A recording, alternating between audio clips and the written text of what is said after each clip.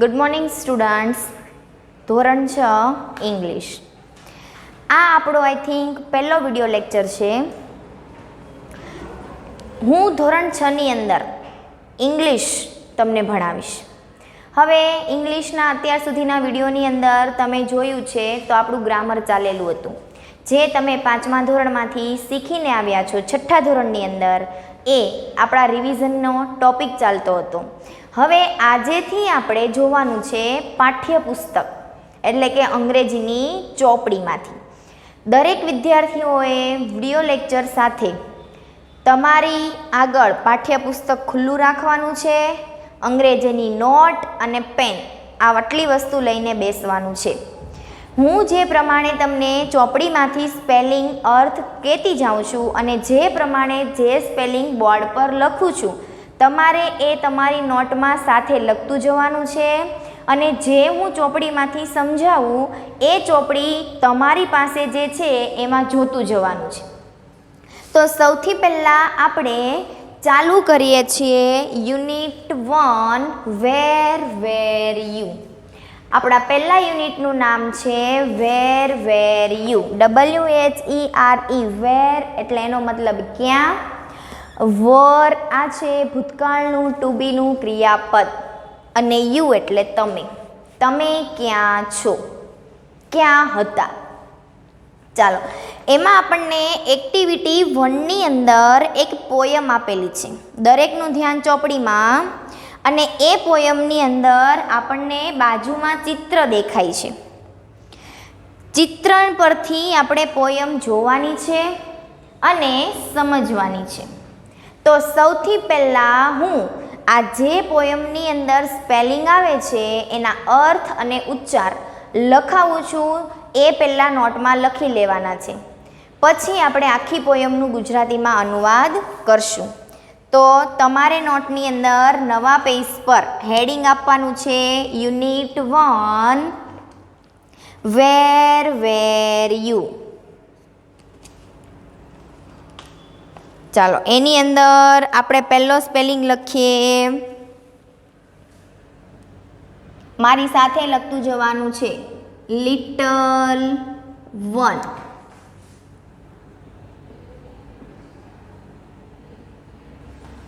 Little એટલે નાનું, નાનું બાળક. બીજો સ્પેલિંગ આપણે લખીશું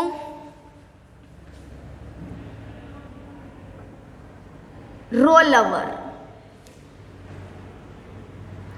રોલ અવર એનો મતલબ થાય ગુલાંટ મારવી. આ પછી બધું સમજાવીશ, ફક્ત અત્યારે હું જે સ્પેલિંગ લખું એ તમારે તમારી નોટમાં લખવાના છે. એના પછીનો સ્પેલિંગ લખો ફેલ. ફેલ એટલે પડવું. એના પછીનો સ્પેલિંગ લખીએ ડાઉન એટલે નીચે.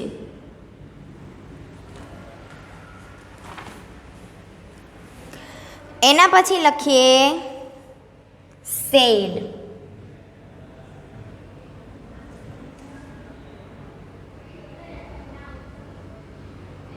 કહ્યું. SAY શેનું ભૂતકાળ છે? સેડ. આપણે જ્યારે ગ્રામર એટલે કે વ્યાકરણ શીખીશું એની અંદર આપણે શીખવાનું છે સાદો ભૂતકાળ. તો એમાં ક્રિયાપદ આવે. હવે એ શું કહેવાય અને કેવી રીતે લખાય એ આપણે ગ્રામરમાં શીખીશું, પરંતુ એ શેનું ભૂતકાળ થાય? સેડ. આપણને પોયમની અંદર આ શબ્દ વાપરેલો છે, તો એનો અર્થ શું થાય? કહ્યું.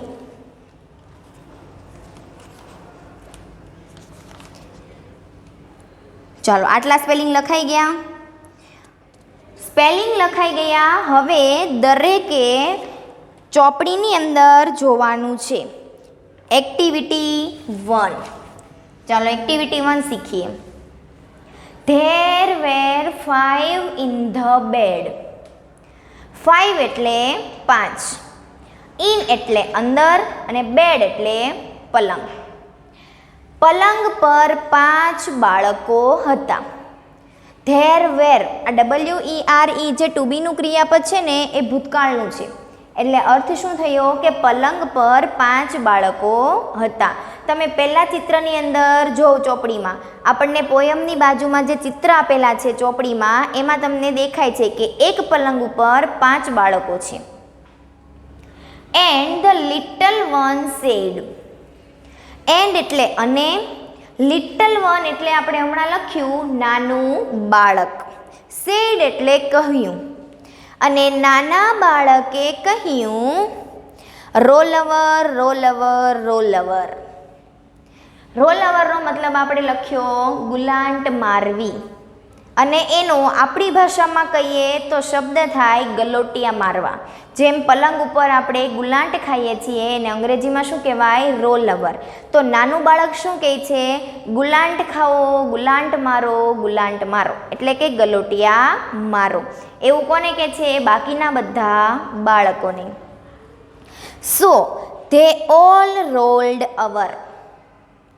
ઓલ એટલે બધા.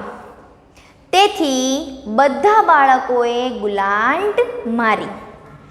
And one fell down. Fail એટલે નીચે, ફેલ એટલે પડવું અને ડાઉન એટલે નીચે. એમાંથી વન એટલે એક બાળક નીચે પડ્યું. There were 4 in the bed. પહેલા પલંગ પર કેટલા બાળકો હતા? 5. 5માં એક બાળકે એવું કીધું કે બધા ગુલાંટી મારો. એટલે શું કરે છે? જેવા બાળકો ગુલાંટ મારે છે એટલે કે એક બાળક બેડ નીચે પડી જાય છે. તો હવે બેડ પર કેટલા બાળકો વધે છે? 4 બાળકો. And the little one said. ફરીવાર એક નાનું બાળક કહે છે roll over roll over roll over. ગુલાંટ મારો, ગુલાંટ મારો, ગુલાંટ મારો. એટલે ફરીવાર ગલોટિયા મારે છે. આગળ જોઈએ. So they all rolled over. પાછું બધા જ બાળકો એક સાથે ગુલાંટ મારે છે. And one fell down. અને ફરીવાર એક બાળક નીચે પડે છે. There were 3 in the bed. હવે પલંગ પર કેટલા બાળકો વધે છે? 3 બાળકો. હતા કેટલા? 5. એક નાના બાળકે પહેલી વાર ગુલાંટ મારવાનું કીધું ત્યારે એક નીચે પડ્યું એટલે 4 વધ્યા. બીજી વાર ગુલાંટ મારવાનું કીધું એટલે બીજું નીચે પડ્યું તો કેટલા વધે છે? 3 વધે છે. And the little one said. અને હજુ એકવાર નાનું બાળક કહે છે roll over roll over roll over. ગુલાંટ મારો, ગુલાંટ મારો, ગુલાંટ મારો. ફરીવાર એ નાના બાળકે શું કીધું? બીજા બાળકોને ગુલાંટ મારવાનું.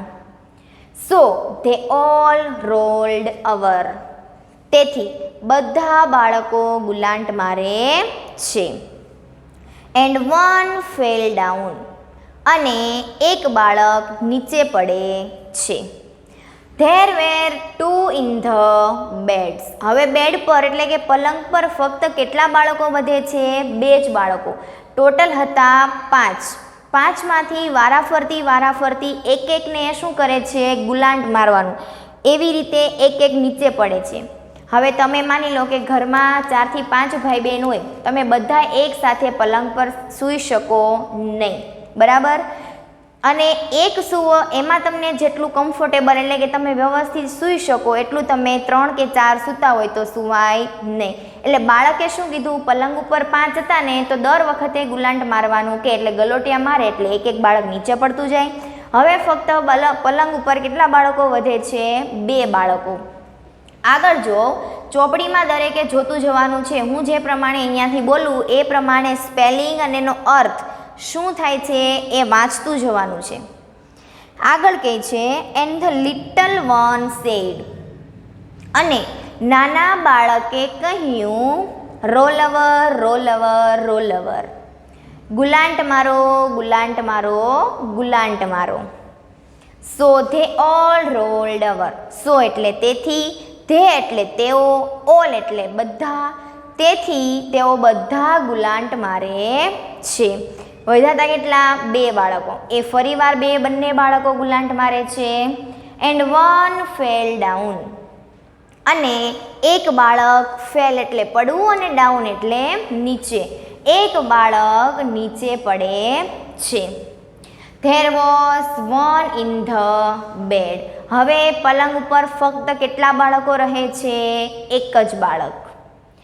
And the little one said good night. અને લિટલ વન એટલે નાનું બાળક, સેડ એટલે કહ્યું. શું કીધું?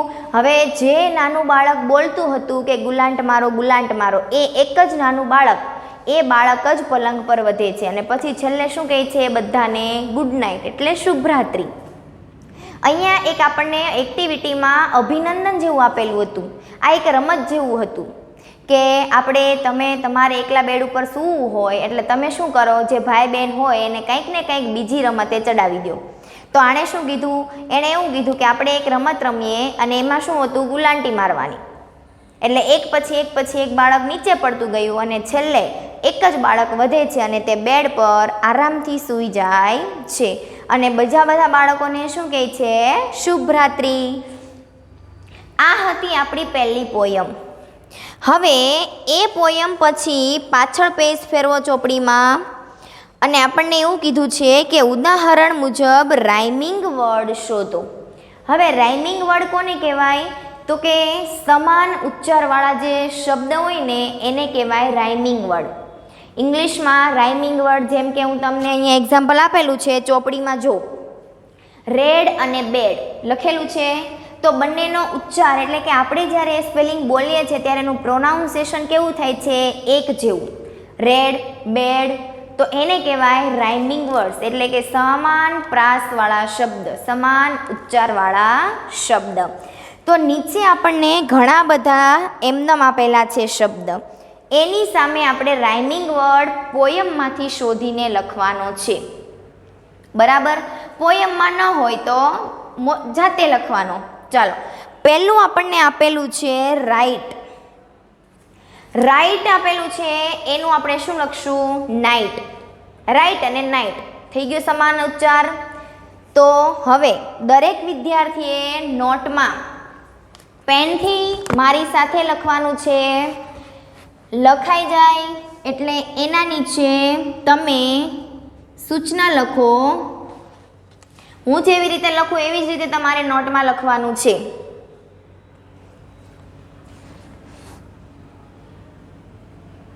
Rhyming words.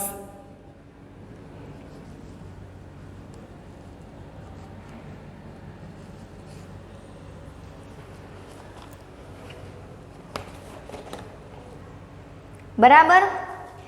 ચાલો, રાઇમિંગ વર્ડમાં આપણી પાસે ચોપડીમાં પહેલાં આપણને આપેલું છે રાઇટ, RIGHT.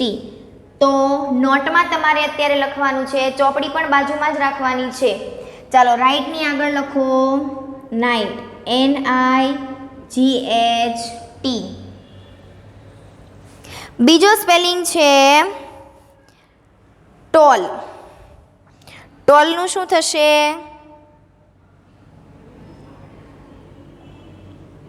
ઓલ. થઈ ગયું સમાન પ્રાસવાળા ટોલ અને ઓલ. એના પછી ટ્રી. અહીંયા શબ્દ લખું છું ટ્રી. તો ટ્રીની સામે આપણે શું લખીશું? એના જેવો શબ્દ આપણી પોયમમાં આવે છે 3 એટલે 3. થઈ ગયું ટ્રી અને 3. એના પછી ચોપડીમાં આપેલું છે અલાઇવ. તો એનું લખીશું આપણે 5. અલાઇવ અને 5. થઈ ગયું સરખું. એના પછી આપણને આપેલું છે સેન્ડ. એનું આપણે લખીએ એન્ડ. અને સેન્ડ એટલે રેતી. Send, and. એના પછી ફૂડ. ફૂડનું લખીએ ગુડ. Food, good. પછી છે બેલ. તો બેલનું લખીએ ફેલ. બેલ, ફેલ. એના પછી છે બ્રાઉન,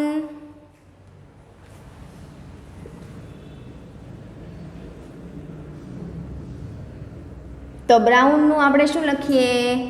ડાઉન. Brown, down. અને છેલ્લો આપણો શબ્દ વધ્યો છે મોર. મોરનું લખીએ ફોર.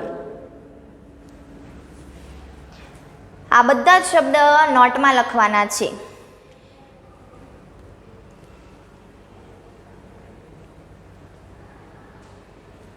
લખાઈ ગયું? હવે નોટ મૂકી દેવાની, એટલે કે બંધ કરી દો. હવે ફરી પાછું ચોપડીમાં ધ્યાન આપો. નોટ તમારે બાજુમાં બંધ રાખવાની છે. ચાલો હવે ફરીવાર આપણે ચોપડી જોઈએ.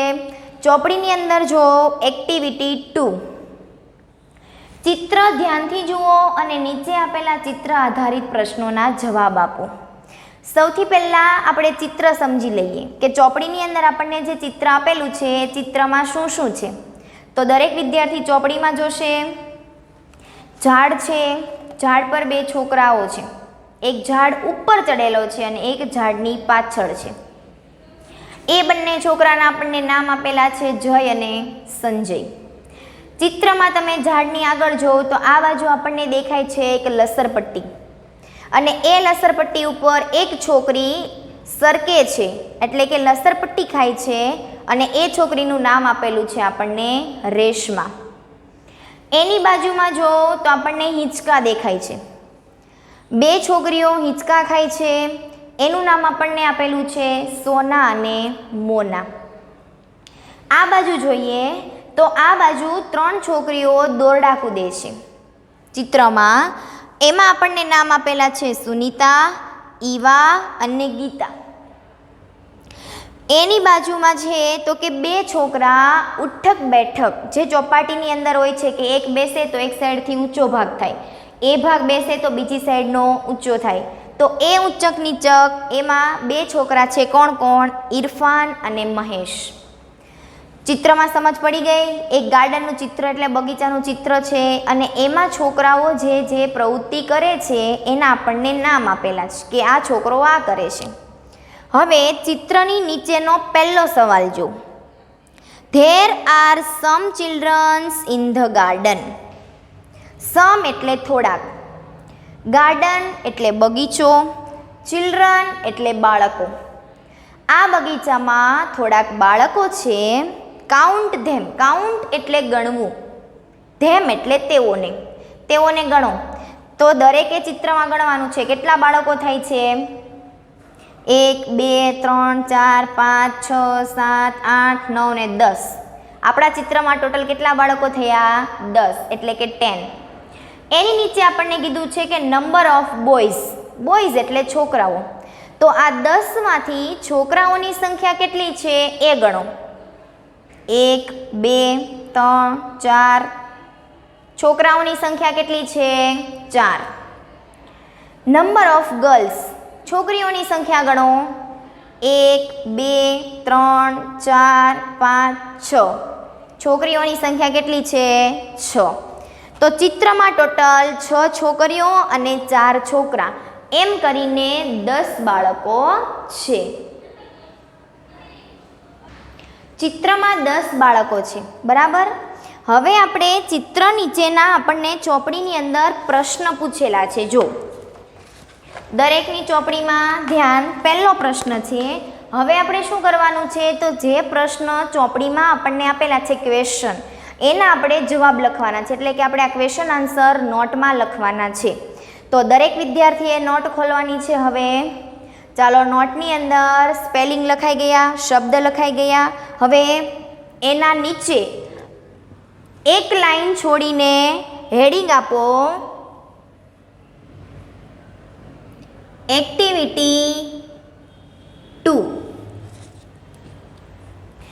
આ હેડિંગ આપ્યા પછી નીચે એક લાઈન છોડીને સૂચના લખો,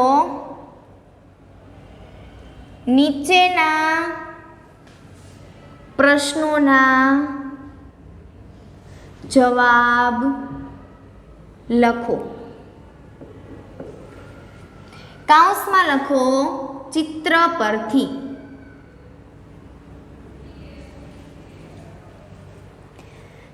તમારે સૂચના લખાઈ જાય એટલે ફરીવાર એક લાઈન છોડીને પહેલું. ચાલો હવે પહેલાનો તમારે સવાલ ચોપડીમાંથી લખવાનો છે.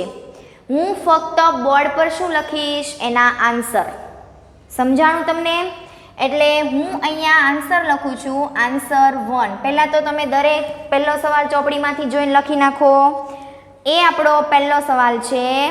There are some children in the garden. Count them. સવાલ લખી નાખો. પછી સવાલ લખાઈ જાય પછી જવાબ લખો. આપણને પૂછેલું છે નંબર ઓફ બોયઝ. છોકરા કેટલા છે? 4. Number of girls. છોકરીઓ કેટલી છે? 6. આ હતો પહેલા સવાલનો જવાબ. બીજો સવાલ આન્સર 2. ચાલો એનો સવાલ તમે લખો. પહેલા રાઇટ ધેર નેમ્સ. રાઇટ એટલે લખવું. જેટલા બાળકો છે એ બધા બાળકોના નામ લખવાના છે. સવાલ લખીને પછી હું જે જવાબ લખું એ લખવાનો છે. તમને જવાબ જાતે પણ આવડશે કેમ કે આપણને ચિત્રમાં વ્યક્તિઓના નામ આપી જ દીધેલા છે. બરાબર? એ બધા નામ આપણે લખી દેવાના છે જોઈને. તો પહેલાં આપણે લખીએ બોયઝના નામ. બોયઝ. ચાલો બોયઝમાં પહેલાં છે જય, એના પછી છે સંજય, ત્રીજો ઇરફાન અને ચોથો મહેશ.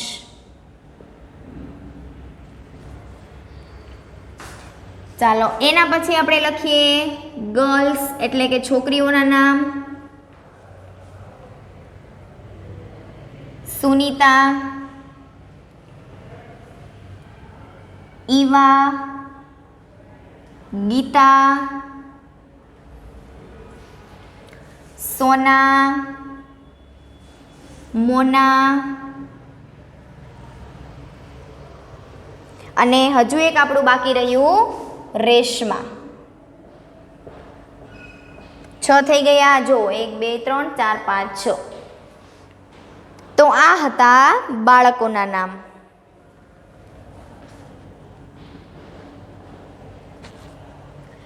એના પછી ત્રીજો સવાલ વેર ઇઝ મહેશ.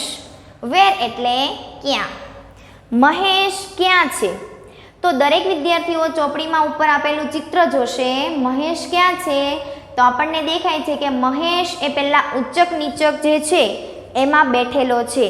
તો એને અંગ્રેજીમાં શું કહેવાય? તો એને કહેવાય સી શો. શું કહેવાય એને? સી શો એટલે કે ઉચ્ચક નીચક. તો આપણે વાક્ય લખીએ. જવાબ Mahesh is on the sea shore. Mahesh is on the sea shore.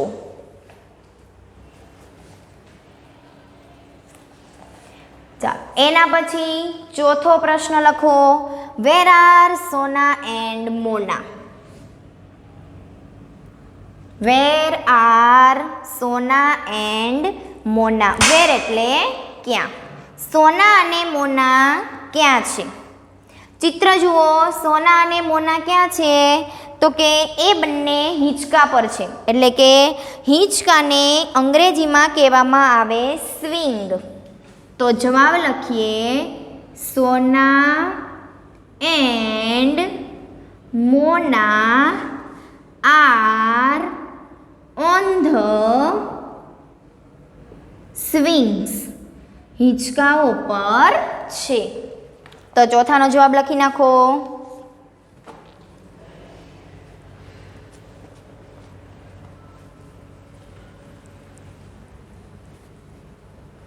ચાલો પાંચમું જો are Jay and Sanjay on the sea shore? પ્રશ્ન લખો ચોપડીમાંથી પાંચમો. Are Jay and Sanjay on the sea shore? Are એટલે પ્રશ્ન પૂછે છે કે શું જય અને સંજય એ ઊંચક નીચક પર છે? તો ચિત્રમાં જુઓ, નથી. ઊંચક નીચક પર કોણ છે? ઇરફાન અને મહેશ. તો આ સવાલ કેવો છે? ખોટો. એટલે કે જય અને સંજય નથી. તો જવાબ શેનાથી બનશે? નોથી. No Jay and Sanjay are not on the sea shore. નોથી એટલા માટે બનાવ્યો કેમ કે સી શો પર એટલે કે ઊંચક નીચક પર જય અને સંજય નથી. ચાલો લખી નાખો. પાંચમાનો જવાબ લખાઈ જાય એટલે છઠ્ઠાનો પ્રશ્ન તમે લખો. ચાલો ચોપડીમાંથી.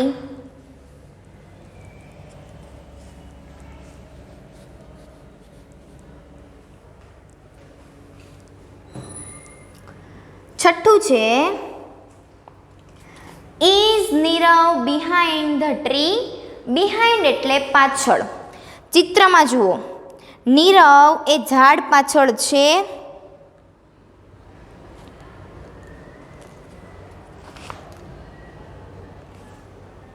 તો કે છઠ્ઠું વાક્ય આપણું ખોટું છે કેમ કે નીરવ નામનો કોઈ છોકરો આપણા ચિત્રમાં આપેલો નથી. એટલે કે નીરવ એ ઝાડ પાછળ છે જ નહીં. તો વાક્ય એટલે કે આનો જવાબ કેનાથી બનશે? નોથી. તો લખો no Nirav is not behind the tree.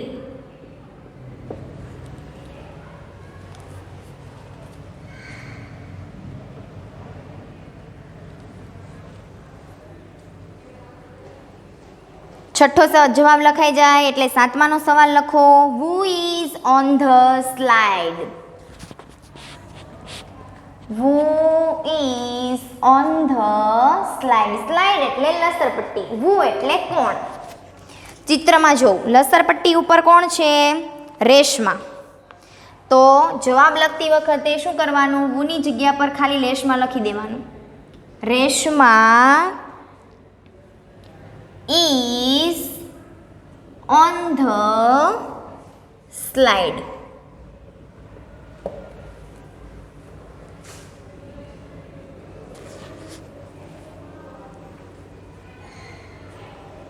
Reshma is on the slide. ચાલો જવાબ લખાઈ જાય એટલે ચોપડીમાંથી આઠમો સવાલ લખો. Who are skipping? સ્કીપિંગ એટલે દોરડા કૂદવા. Who are skipping? દોરડા કોણ કોણ કૂદે છે? તો કે ત્રણ છોકરીઓ આપણને ચિત્રમાં દેખાય છે જે દોરડા કૂદે છે. તો ત્રણેયના નામ લખીશું. ચાલો આઠમાનો જવાબ લખીએ. Sunita, Eva and Gita are skipping. Sunita, Gita અને ઈવા દોરડા કૂદે છે. ચલો આઠમાનો જવાબ લખાઈ ગયો. હવે નવમો સવાલ લખો ચોપડીમાંથી. એ છે what is Reshma doing? What એટલે શું? ડુઈંગ એટલે કરવું. રેશમા શું કરે છે? તો સવાલ લખીને ચિત્રમાં જો. રેશમા શું કરે છે? તો કે લસરપટ્ટી પરથી લસરે છે. તો એને કહેવાય સ્લાઇડિંગ. સ્લાઇડ એટલે લસરપટ્ટી અને એના પરથી સરકવું એટલે સ્લાઇડિંગ. તો નવમો જવાબ લખીએ. Reshma is sliding. લસરે છે. ચાલો એના પછી 10મો સવાલ લખો ચોપડીમાંથી. What are Sunita and Gita doing? What એટલે શું, ડુઈંગ એટલે કરવું. સુનિતા અને ગીતા શું કરે છે? ચિત્રમાં જો. સુનિતા અને ગીતા શું કરે છે? તો કે દોરડા કૂદે છે, એટલે કે સ્કીપિંગ. દોરડા કૂદે છે તો લખીએ Sunita and Gita are skipping. એ બંને દોરડા કૂદે છે. ચાલો આ 10 સવાલ લખાઈ ગયા. અહીંયા આપણી એક્ટિવિટી 2 એનો પહેલો ટોપિક એટલે કે પહેલો પ્રશ્ન કીધું હતું ચિત્ર પરથી સવાલ જવાબ, તે આપણે નોટની અંદર લખી નાખ્યા. હવે આના પછી આગળ એક્ટિવિટી આપણે જોઈશું નેક્સ્ટ વિડીયો લેક્ચરમાં.